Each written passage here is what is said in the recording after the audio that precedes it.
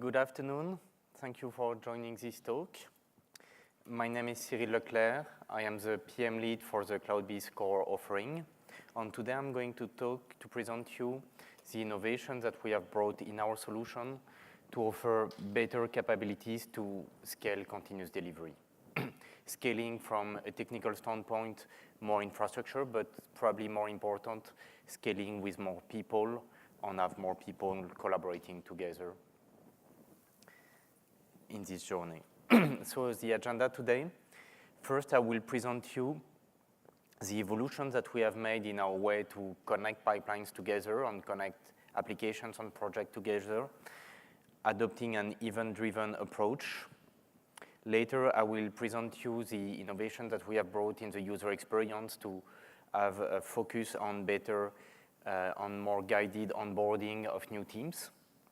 And eventually, I will cover the manageability part of our offering on how we have evolved toward configuration as code on automation to manage your teams on your infrastructure.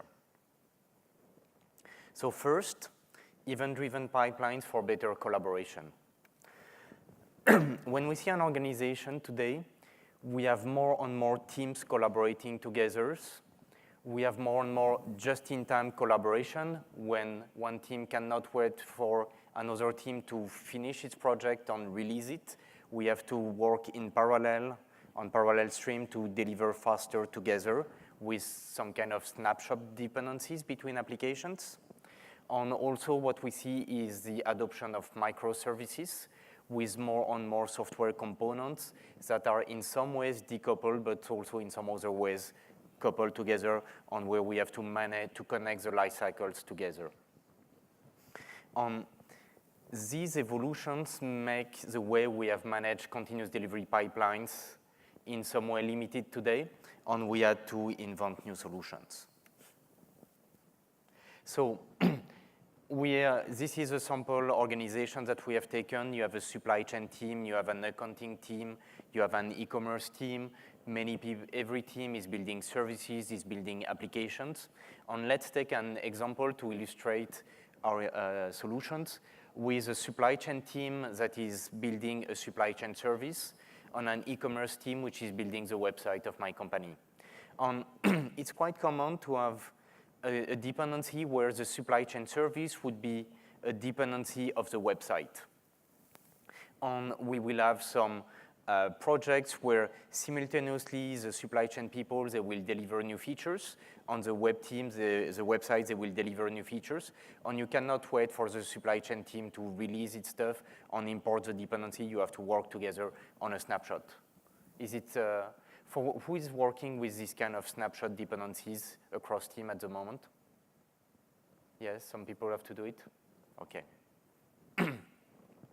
So when I say the web team has a dependency on the supply chain team, and I say the pipeline of the web team, of the website application has a dependency on the supply chain team, in fact, what we see is that pipelines are much more complex than just one simple block.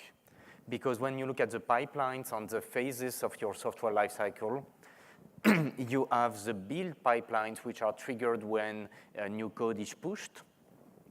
You have some release activities if you use semantic versioning, Maven, Gradle, you can find it also with NPM and all this. You have a release phase, and so typically you have a release job, and then you can have some staging on production pipelines or actions that you have configured.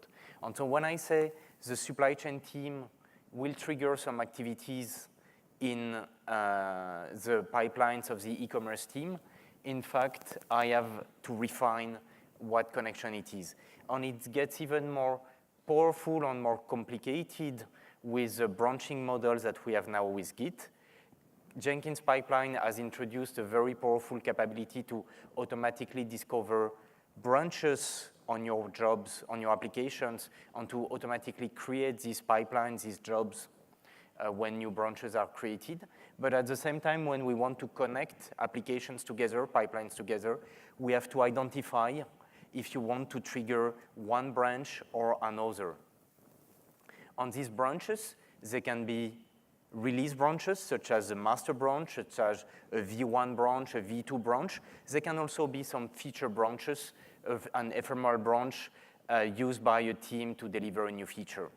And so here, when I look at how to connect the two applications, supply chain service on web application together, I have this big question mark.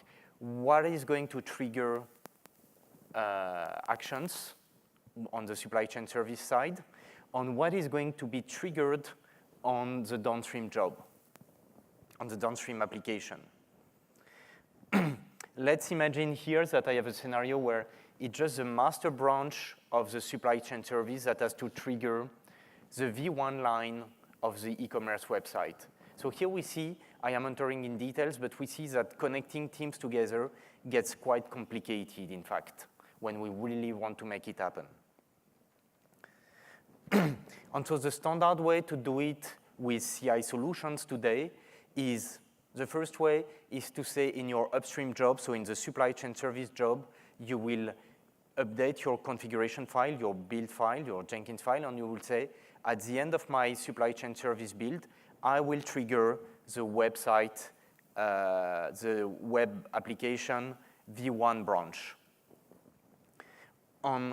Another approach is to say, in the web application pipeline, I will declare a trigger on the upstream job, which is exactly the spelling supply chain service / master. Each of these approaches has limitation. If I take the first solution, upstream job can trigger downstream jobs.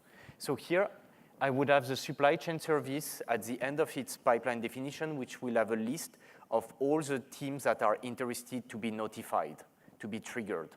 So every time a new team wants to be notified, he has to organize a meeting with the upstream team and say, please update your pipeline definition so that you trigger me, and so on. And here is the exact spelling of my downstream job that wants to be triggered, and we make spelling mistakes, and this is quite a nightmare.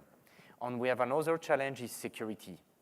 The web team, the e-commerce teams, they want the master job to be triggered, the build V1 to be triggered when the e-commerce, the supply chain people have done something, but they don't want to expose the release job to other teams. And so we have this security problem where we want some of our pipelines to be triggered when other teams do some things, but we have some other pipelines which are very secured, and we don't want people to be able to trigger those, except some very restricted set of people. So this is a problem of the first scenario where the upstream job will trigger downstream job. And if we look at the other way around, the downstream pipeline will registers. If you have many dependencies, you have to maintain a big list. And we have always this problem of refactoring. We have said in software development that refactoring is very important. When you have hard-coded a foreign key, which is the name of an upstream job or a downstream job with the name of a Git branch, if the other team decides to rename a bit, then you are breaking completely the connection between the two, and it will take you hours or days to fix this. So this is a big issue. And now, this was just the challenges connecting two teams, two projects together. But in my organization, we have said we have more and more microservices together, more and more teams collaborating together, more and more just-in-time collaborations. So at the end, I have dozens of connections or maybe hundreds of connections of pipelines together, and it is not at all manageable. And all this is not, does not support refactoring and so on. So if I do a summary of what we have today, with point-to-point connection between pipelines, between jobs, we have a problem of roles and responsibilities, because I am going to hard-code the dependency of somebody else, either on the downstream job or on the upstream job. I have another problem, which is a security model. I may open up my pipelines to be triggered by other people when I want just very limited set of pipelines to be open, not the others. I am not suited really for Git branching, because if a team decides to create a new branch, I may have to update some dependencies between pipelines. I am not scalable, because if I connect more and more applications together, the spaghetti will be crazy. And at the end, this will be impossible to refactor. If somebody changes one name of a branch or of a pipeline, everything will break. And when you see this, if you are old as I am, then you think about a solution. When we have spaghettis like this, what we have been told a while ago is that typically the solution is a message bus. So we have worked with some of you last year on, during the last 12 months, and we have introduced this idea to say we are going to change the way we communicate together. We are going to communicate, to connect applications and pipeline together based on events, so that you don't have to hard code dependencies on others. And we have said even more. And here we also reused a key differentiator of Jenkins and CloudBees Core with all our other CI solutions on the market with Maven integration, is that instead of integrating jobs on pipeline based on the names of these pipelines, we should think of what your pipeline produces as artifacts, on what your pipeline consumes as artifacts. And then, in fact, the conversation is about your build tool. If you use Maven or Gradle, these are Maven-style dependencies. If you use NPM, you also describe your dependencies. For almost every programming language, except Golang, you have a clear way to define your dependencies. On the dependencies between the pipeline on your CI platform, on your CD platform, they could be deduced by the dependencies between artifacts. And what we have introduced in our solution is the capability in any pipeline to publish an event saying, here is something I have done. Typically, I have generated a new artifact. So this is a publish event on the left by the supply chain team for the supply chain service. On the right, we will see some other teams which will say, I want to trigger my pipeline based on an event. And here, it is the e-commerce team for the web application who will say, I want to be triggered when the supply chain service component has been pushed by another team. And then you don't really, if you have a trust on the events that are published on your message bus, then you don't really care if the upstream team is called supply chain service or is called real-time supply chain service. They can reorganize. An application can be transferred from one team to another because organizations change all the time, and they can decide to change dependencies on change a branching model, branching name, because it's no longer V1 branch, it's V1.5 branch, because I have a security fix also on a V1.1 branch. All this now, we have moved away from this problem because we think in terms of artifacts we produce, artifacts we consume. So this is what we have introduced. With this model, pipelines can publish events and be triggered by events. The events, we have looked at how to model them and how to make them sophisticated and rich, because you may want to do some filters based on some subsets of the events, in fact. And so we have used a JSON-based payload so that you can structure your events with maybe group IDs on artifact ID, on version, on artifact type in Java world. Or you could have some other way to structure it. If you think in terms of Docker images, then the way you will structure describe your artifacts will be slightly different. And we have chosen a query language so that when you register to events, you can describe complex logic to subscribe to events. And here we have used a query solution for JSON, which is called JMSPath. So JMSPath is a JSON query language. We have evaluated two of them, JSONPath and JMSPath. JMSPath is pretty popular because it is used in the AWS CLI and in the Azure CLI. JSONPath is used in Kubernetes CLI, so it was also relevant. And so we feel that with this query language and with this very simple JSON event, which are simple to visualize, it will be very easy to define the queries that we want and to test them on any website you find 5 to 10 online websites to validate some JMS pass queries. So this is the way we have designed our event-driven pipeline model. Now let's look at the problems that I was facing before.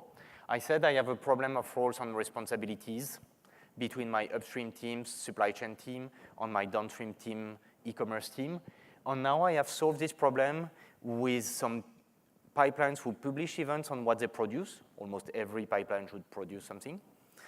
On other pipelines who subscribe to events. So here I have solved my roles and responsibilities issues. Then I had a problem of security model with isolation so that a team cannot have its pipeline triggered by another team. And here, with this model, the pipelines, they are not triggered by somebody else, they decide to subscribe to events. So I have solved my security problem.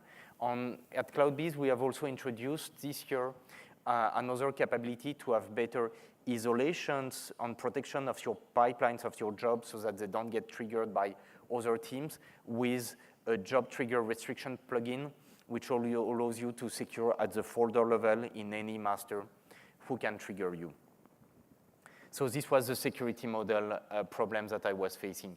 Then I was not suited for Git branching, as I have changed my model from a pipeline name dependency based on pipeline names to dependency relationship between pipelines based on the artifacts that they produce or consume, or the events they produce and consume.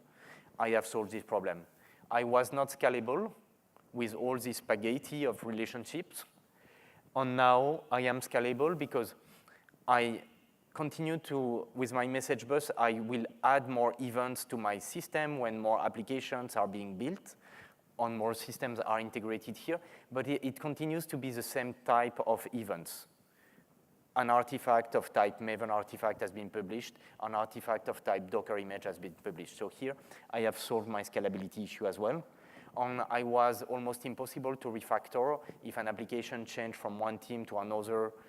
From an organization standpoint, it was a nightmare. Here, you can relocate the pipeline to produce an application to another team, maybe to another tool.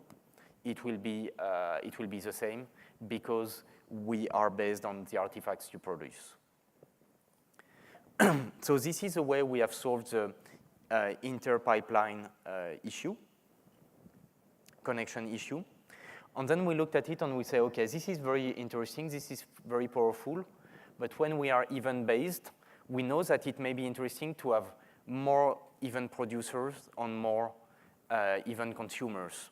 And so when we look at this, we thought about this CD platform, and we are connected to many, many other systems. And we are interested to capture what's happening in these other systems, and we act based on this. And so what we have done here, we have seen if there is a new artifact published on Nexus or Artifactory, all these artifact repositories, it may be very valuable for me to trigger a new pipeline. And it's the same for Docker images. Today, we see it's very hard on the market with the solutions that we have, the best practices we have. When we package an application as a Docker image, if the underlying Docker image gets a new version, maybe because I'm using an Ubuntu or whatever operating system you want, OpenJDK image, and I want to update when a new security fix has been pushed on this image, it's very hard for me in my organization to get notifications to trigger my job. And here, if I am able to have to have notification from these registries to trigger my activities, I will be much more efficient at handling these events on these new versions. Then I have all the GitHub, all the SCM repositories. So we know SCM repositories, when there is a Git push, I want to be triggered and so on. We have been doing this for ages. This is a solved problem. But now we see with GitHub and with Bitbucket or GitLab, you also have the concept of collaboration on pull request. You have validation, people who validate pull request. And maybe you will want to trigger pipelines based on these events. When you have reached a number of validation on a pull request, then maybe you want to trigger a pipeline to validate this merge this pull request. which is something that we see on open source projects at the moment. And so here, if we are able to receive all the events from this system, we will bring more value to you. We will make these pipelines more connected in the organization.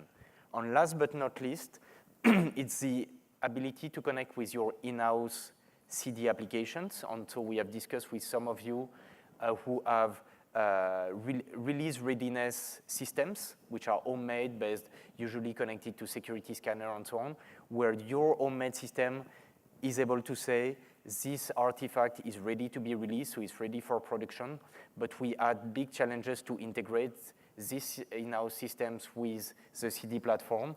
And if we can connect them to the message bus, then we will bring more value. So we wanted to collect all these things and more. And we had the question on how can we connect them together. We have a message bus. Will we ask all these external systems to talk the language of our message bus? You can imagine that the answer is no, because all these tools, now we have a de facto standard, which is a kind of modern ESB, enterprise service bus. It's to use webhooks on web-based, HTTP-based webhooks. And so here our integration model is that you can connect all your CD DevOps systems to CloudBees Core platforms with webhooks out of the box today. So this is nice. This is very cool to have webhooks. So you can get notification from GitHub, from your homemade system, from Nexus. Nexus, there is I will show screenshots. These were very well done. And I can trigger a release, a deployment to production, because an event has happened on my homemade release readiness system. But now I have a problem, it's security. On webhooks, they look cool, but in fact, if you decide to trust the event that is being sent to you, you have a security challenge on, you may have any rogue employee or actor in your system sending a message as well. And so to solve this, we needed to have trust between the event sender, webhook sender, on our platform. And we looked at the solution on the market. And here our finding is that there is a kind of de facto standard, which is called HMAC, hash-based message authentication code, which is the idea to sign the payload of your message, of your HTTP request. And HMAC is a standard that is used by the webhooks of GitHub, Facebook, Bitbucket, Nexus, CloudBees now as well. So the idea is the signature of the JSON payload of your message. And you will transfer this signature in an HTTP header. The de facto standard is XHub signature. And there is one company we have seen who has decided to have a slightly different HTTP header name, which is Nexus, but it's always the same idea. And so what it will look like now in your CloudBees Core solution, you have on Operation Center, which is a central point, you have your console to manage all your incoming webhooks. We need different webhooks for different systems, so you can have different secrets, and you can decommission one connection without impacting the others. And we will recommend you to have one endpoint per external system. And you will have a specific URL on CloudBees Core to connect the external system. We will have a secret. And we have built-in solutions for GitHub on Nexus 3 already. So the configuration is very simplified. And you can always have your custom JSON webhook solution with HMAC authentication. So here is a screenshot. You will have to define the name of your webhook to manage it easily, to remember what it is. You will have to design the HTTP headers that will be used to share this signature, this HMAC signature. The digest type, so you have SHA-1 and SHA-256, basically. And then you will have the secret that you have decided to share with the remote system. So this is a pretty simple configuration. And now some samples with GitHub on Nexus. GitHub, you are probably very familiar with this webhook screen, because it's the way you already connect your jobs to trigger on Git push. And we have all these concepts. First, you have the webhook target, which will be the CloudBees Core URL that has been generated, which is unique for this endpoint. Then you will have the secret part that maybe you have not configured so far, but we recommend you to configure it. It's required for our message bus, where you will share the secret. And eventually, you will have the scope of your webhook, where you will define which are the GitHub events that you want to share through this webhook. And now another example, if you have a visual memory with Nexus 3, on Nexus Sonatype is here at DevOps World. You have the webhook scope. So on Nexus, it's the type of repository the name of the Nexus repository. And then you have the target, which is the HTTP URL, and then you have the secret. So to summarize the benefits of these HTTP webhooks, we can securely integrate pipelines with any DevOps system. We have out-of-the-box integration with Nexus and with GitHub. We are working on integration with Docker Hub. We have a small challenge of security at the moment because they don't use HMAC, but we are working on it. And you will be able to connect to your homemade system, or maybe just write a small script in another tool.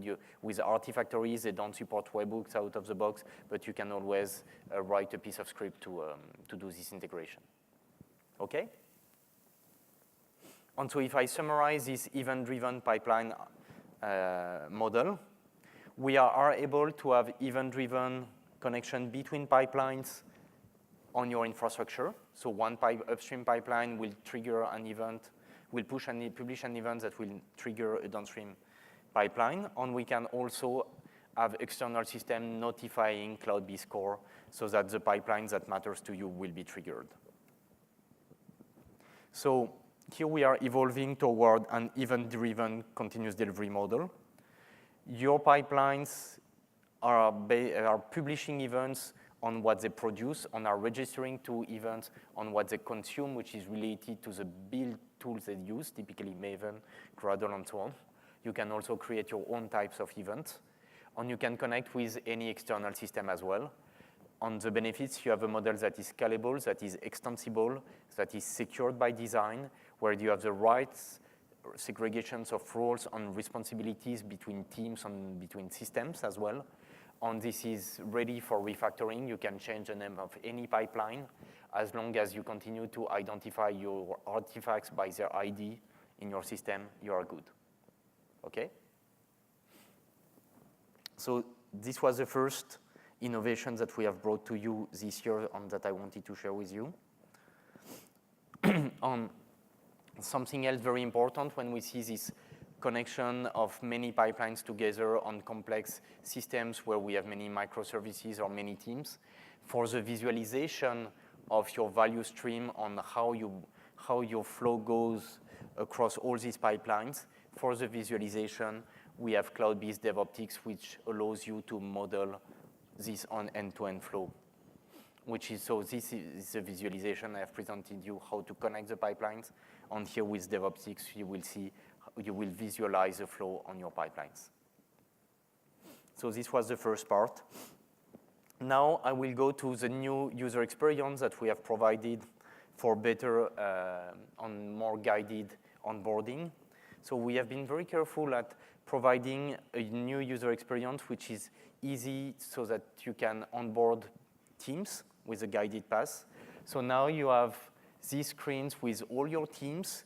You can easily create new teams. So we leverage the capabilities, the elasticity of Kubernetes to easily create new team masters. You have this guided path to define your team with the members, with the roles they have. You will have the capabilities to pre-configure these masters. And in a few minutes, all this is created. And then for your application teams, when they join the infrastructure, the platform, then they are directly guided to create their new pipelines in a standard way. On each team has its dashboard of all the pipelines with the number of branches, the status, and so on. So this was very important to make the onboarding of teams easier with a a very easy soft learning curve. And we also wanted to focus on manageability at scale and to leverage the capabilities of configuration as code and automation.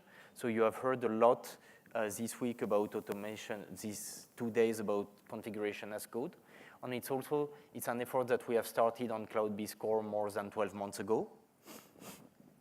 And here's the benefits that we wanted to get from configuration as code. They are scalability, managing more teams, more people with maybe different needs, the traceability, to be able to understand who has done what, to be able to do configuration or rollbacks. The more confident you are that you can do a rollback, and the more confident you will be to give permissions to the applications teams to configure the things they want, because if there is a mistake, it's easy to roll back. We want to provide you versioning on the configuration that is being applied on the masters. And we want to help you to detect configuration drifts when the configuration is not what you desired. And we want to provide reproducibility so that you, even if you have disaster recovery, you have deleted something, you are able to recreate the environment the way you need. So these are the benefits of configuration as code and automation that we wanted to get. And the way we have done it, the first thing was related to plugin management. We know that plugin management in Jenkins is not easy. You have challenges with all these more than 1,000 plugins. You have some incompatibilities between some plugin versions, so you have to be careful of what you install. 2 years ago, we have started with a CloudBees assurance program where we verify the compatibility of the versions of a set of plugins. We have seen, and you told us that you wanted to extend this capability. And here we are talking about the list of plugins that are available to install with the version of the plugins that people can install. And you told us that you wanted to extend beyond the CloudBees assurance program to be able to also control the version of some plugins that matters to you and that are not yet part of the CloudBees assurance program. Or maybe also because you wanted to control the version and to distribute your homemade plugins. And some of you, who has homemade plugins on his infrastructure, maybe to do some validations on builds and so on? Is it something that you are doing it? Okay. So yeah, you have some plugins, and we see various organizations, compliance things, company process, and so on. And we wanted to improve the way to distribute these plugins across the infrastructure. And we also wanted to solve the problem of when we specify a version of a plugin that can be installed, we also have to be aware that when you do an upgrade of the Jenkins master, of the core version, then maybe the version of the plugin that has to be installed will also change. And so we wanted to have the definition of the version that was aware of the version of the underlying version of Jenkins. And eventually, what we wanted to solve is the capability to install and upgrade plugins when you are disconnected from the internet, which is also a need of some of you. And so the approach that we have had here is always this idea of configuration as code. We call this a plugin catalog, so it will define the version of some plugins that you want to be made available in the update center. It will not install them. We will solve this problem later. It's defining the version of the plugin. So as we have said, the first thing that I wanted to solve is specify a plugin version.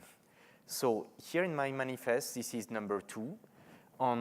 In my JSON document, here this is, let's say, the plugin catalog for my masters, which are doing Java web development. And for Java web development, I will specify some plugins that matters to me, and for which I have validated some version. And something interesting is that some plugins may require different version for C++ development and for Java development, so different masters on different plugin catalogs. And here, I will define that on this plugin catalog, I will have the pipeline Maven plugin. I maintain it during my weekend, so I like it. And I will say that I want the version 3.5.8 and not the latest available at the moment, which is 3.5.11, because I have tested with 3.5.8. And here you have this simple JSON declaration number 2 to specify this, to control this version. And then we said that we wanted to be able to distribute some homemade plugins. Homemade plugins, typically, they are deployed in a Maven repository, Nexus, Artifactory. They are written in Java. They have a POM file by default. And so here, we had this idea that homemade plugins, they will be distributed typically with a Nexus repository or Artifactory. And so we should be able to retrieve them with HTTP URLs. And we also support HTTP authentication if needed. And so you will be able to define all your homemade plugins or whatever plugin you want just with a URL, and it will be available in your update center as in the list of available plugins. And then something that was important was to specify different versions of plugins according to the version of Jenkins core. This is number 1 in my JSON fragment. And here you can see that the configuration part is multi-valued because I can define a set of plugins for Jenkins core between 2.73 and 2.107 excluded. And then I want to have a different set of plugin versions for the latest version of Jenkins core. Okay? So with this simple JSON document, you are able to refine the plugin versions that are available on your masters, and you can assign different plugin catalogs to different masters. All this is managed by CLI calls, so you can manage all these definitions, all these plugin catalogs in GitHub, in a Git repository, and manage it on your CloudBees Core infrastructure with CLI commands.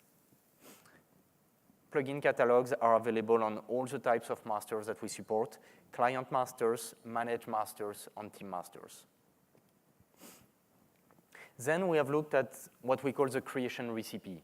So the idea was to say, how can I create new masters? Let's imagine I am a shared services team, and I want to create new master based on my standard, which is Java web development, Node.js development, mobile application development, and so on. And I want to standardize this creation with default settings, and then I will empower my application team so that they can fine-tune the setup the way they want. And here we have created this concept of creation recipe, where you are able to define the initial configuration of your master. At the moment, we support the definition of the plugin catalog, which will refine which plugins are available for your application team. And we define the plugins that are pre-installed on your master, so that the onboarding of new team will be way faster. So this is what you can see on the right, still a JSON document. This is a creation recipe for Java on web development. I define my plugin catalog, my list of plugins, and I am good to go. So every time I create a new team master with this recipe, I benefit of all this setup done by default. We are working on adding more setup capabilities to creation recipes. At the moment, we are working on provisioning settings to define CPU, memory, and disk. And later on, we will add more master settings integrating with the configuration as code capabilities that has been announced by Kosuke during this Jenkins World. So these are creation recipes. And the way you can leverage it when you create a new team is with this drop-down list on your creation screen. Once we have been able to bring more automation to the creation of the teams, we have, on the setup, we have worked at the provisioning of the team. So here, what you can do today, you can define a plugin provisioning recipe with the catalog on the pre-installed plugins. And then when you create a team master on CloudBees Core, you are also able to directly assign the members of this team, giving them roles. We have some pre-baked roles in our solutions, which are team admin, team member, and team guest. And you can also customize these roles if your organization requires a different security model. And the use case for this typically is a shared engineering services team who want to onboard team faster. This is a model with the user interface. And as I've told you, every feature that we deliver through user interface now, we also deliver it through APIs in a configuration as code style. So now we have also a creation capability through the CLI, where you define the team that you want to create with a JSON fragment. It's not exactly creation, it's a idempotent style, REST style, so it's put on get. So it will create, and if you execute twice, it will not break, it will just override the team members, okay? On a typical use case of this solution is to be able to provision new teams from a shared engineering services portal that is managing simultaneously the Git repositories, the Jira project, on the CD master as well. We have done some other automation, and I should go faster. So the management of the master is also defined as a JSON document that you can put on get with a CLI command. So the use cases, typically, it's always this IT portal to manage application teams, and you can continuously update your teams like this. We have another example use case where you want to manage your user groups outside of LDAP. Maybe you have an Excel sheet to manage who is member of which team. And with this JSON approach, you can have any kind of data source to define who is member of what. And then we have another example. We have published a blog post. If you want to synchronize a GitHub membership with your permission on your team master, everything is JSON. It's very simple to do the integration with a bit of script to maintain this up to date. Team roles, the same. So the roles, what does it mean to be a team member or a team admin or a team guest? All this is based on JSON, on Jenkins permissions. On all this, you can also control it with JSON documents. Environment variable, it's small, but it's also important, and you have asked for this. And typically, the environment variables that you may want are the Git commit name on email or Git author email on name. You can also manage it through automation now. And as a conclusion of this part is that now you can define your configuration of your masters, many configuration blocks of your masters as code as JSON files in Git repositories. And you can use the Jenkins CLI as the API, as the automation to manage the configuration of your team masters. And this is a sample of a Git repository where I define my plugin catalogs, my team creation recipes on my masters. And I can, if I have this, I can adopt a GitOps model. We have talked a lot about GitOps model, where I would manage the changes on my teams, on my infrastructure through GitHub pull request, and I would create a Jenkins job that would process the changes when a pull request is merged to apply changes on the configuration on the infrastructure. So this was our model for configuration as code on automation to manage your CloudBees Core infrastructure. On last point is that now CloudBees Core, since this summer about, CloudBees Core is available as a turnkey solution on Amazon EKS, Azure AKS, Google JKE, and we have more Kubernetes distribution. We have some customer installing it on PKS, some other on OpenShift container platform. And so here, it's turnkey. You, in few minutes, we have really a very limited set of steps to start all your CloudBees Core infrastructure on Kubernetes and be up and running and leverage all these capabilities. Thank you very much. Any question? Yes. So the question is CLI the only method to upload your plugin catalog? We have a CLI command to upload the plugin catalog. Yeah, that's the only method. You cannot go and import it within the Jenkins master admin page. We cannot import it. It's only through the CLI at the moment. So we have okay, only at the CLI. Okay. Yeah.